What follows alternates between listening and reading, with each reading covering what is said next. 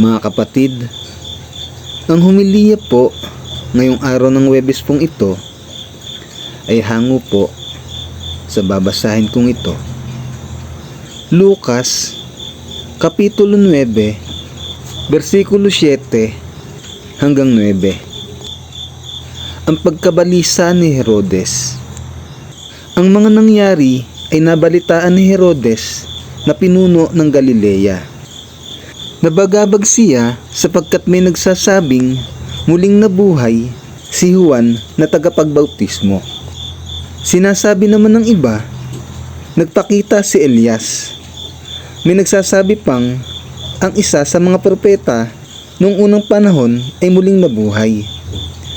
Ngunit sinabi ni Herodes, pinapugutan ko na si Juan. Sino kaya ang lalaking ito?